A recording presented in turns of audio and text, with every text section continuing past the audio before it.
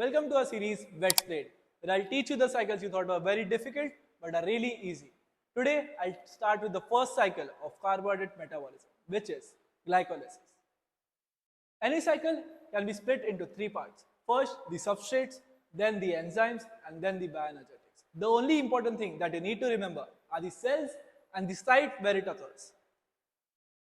Glucose is the end product of carbohydrate metabolism. So, after glucose has been absorbed by your intestines, it goes into the cytoplasm and then glucose is converted to G6P.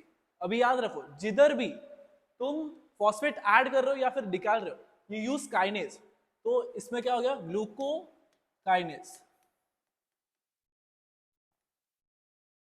English खराब है भाई. Glucokinase.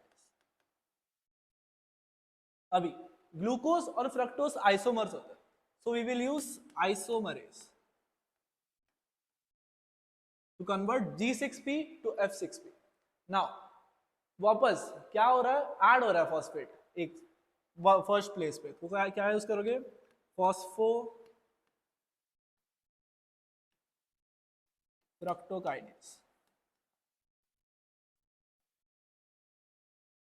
Now fructose and DHAP and glyceraldehydes are aldolases, तो हम use करेंगे aldolase.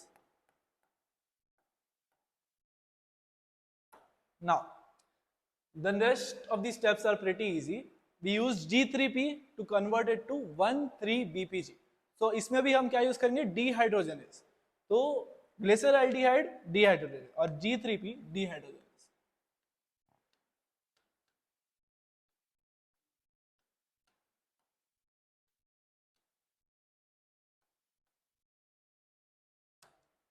Now BPG को हम बस ये एक हटा रहे, तो कन्वर्ट कर रहे 3-फॉस्फोग्लिसरेट. इसमें हम क्या यूज करेंगे? फॉस्फोग्लिसरेट काइनेज, क्योंकि क्या कर रहे हैं हम? या तो एक फॉस्फेट कम कर रहे हैं या फिर बढ़ा रहे हैं. तो ये आ गया फॉस्फोग्लिसरेट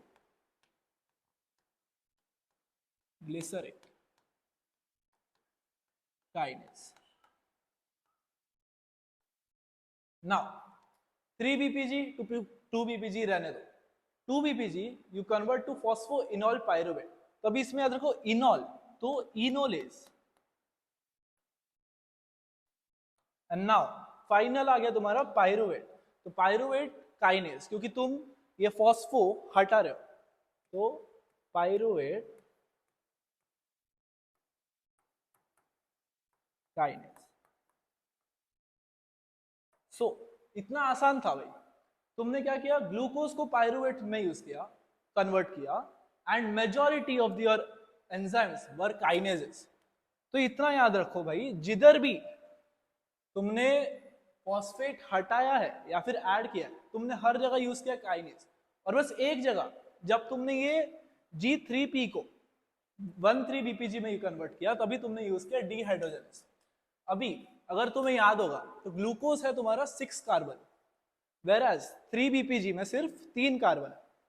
सो नाउ ये 6 कार्बन को तुम 3 कार्बन में कन्वर्ट नहीं कर सकते, तो हम ये 3 कार्बन के 2 गुना लेंगे.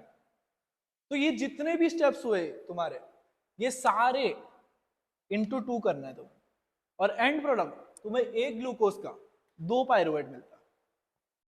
So now we move on to the last and final step, which is bioenergetics. तो मैं इस पूरे साइकिल को 2 इसमें डिवाइड कर रहा हूँ.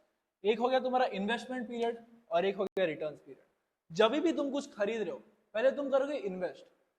तो पहले इधर एक ATP खर्च किया तुमने टू ADP, और इधर एक ATP खर्च किया तुमने टू.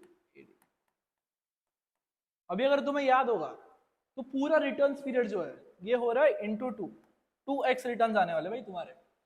सबसे पहले तुम्हारे आ गया NADH. तो NADH मिलता है तुम्हें तुम्हारे पहले स्टेप में. किससे? NAD+. ये हो गया तुम्हारा पहला स्टेप. जब NADH तुम्हें मिल रहा है G3P to 1,3-BPG. इसके बाद इमीडिएटली नेक्स्ट तुम्हें मिल रहा है ATP. ADP से तुम्हें मिलता है एक ATP। और फिर लास्ट स्टेप में जब तुमने यहां पे एक काइनेज यूज किया था तभी तुम्हें एक ATP मिलता है।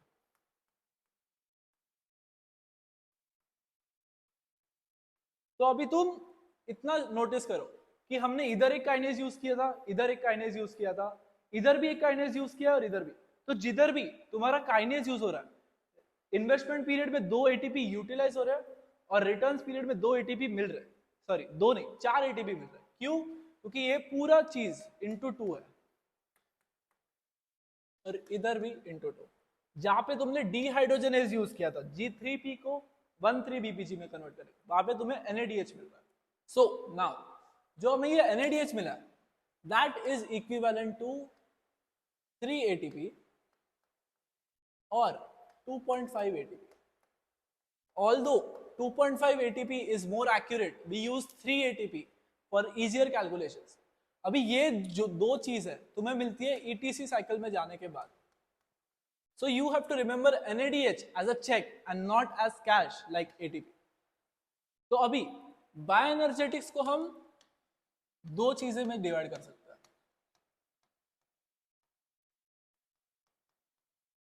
या तो एरोबिक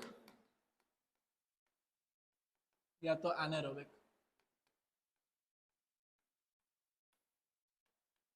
एरोबिक से हमारा ये मतलब है कि जो हमारा चेक था NADH ये जा रहा है ETC साइकिल में, क्योंकि ETC सिर्फ एरोबिक कंडीशंस में होती है, वेरएस एनारोबिक में हम सिर्फ ग्रोस ATP देखेंगे और NADH को कंसीडर नहीं करते। सो एरोबिक की बात करते हैं, लॉस तो हमारा दोनों साइड पे सेम ही होगा, 2 ATP 2 ATP। गेन था तुम्हारा, इधर था तुम्हारे 2 NADH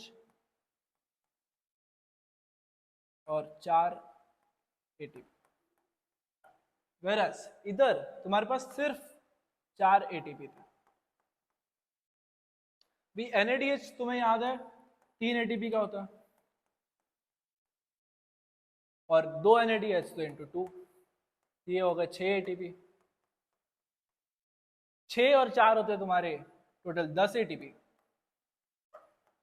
जिसमें से तुम ये 2 माइनस करोगे तो टोटल आ गए 8 ATP। वेरस इधर तुम्हारे पास सिर्फ 2 ATP का लॉस हुआ है और 4 का गेन हुआ है, तो सिर्फ 2 ATP का नेट गेन है तुम्हारे पास। तो एनारोबिक कंडीशंस में सिर्फ 2 ATP बनते हैं, वेरस एरोबिक कंडीशंस में 8 ATP बनते हैं। Before you go, last 3 point तुम्हें इंपॉर्टेंट है। एक हो गए ऑल सेल्स और साइटोप्लाज्म में होता है ग्लाइकोलिसिस, दूसरा है कि एरोबिक एंड एनारोबिक दोनों भी हो सकता है, और आरबीसी जो होता है जो तुम्हारे नॉन न्यूक्लिएटेड सेल्स है जिसमें ETC पॉसिबल नहीं है, उसमें सिर्फ ग्लाइकोलिसिस होती है एनर्जी के लिए। Thank you for watching. If you found this cycle to be easier now then please subscribe IIVI India. मिलते हैं अगले वीडियो में।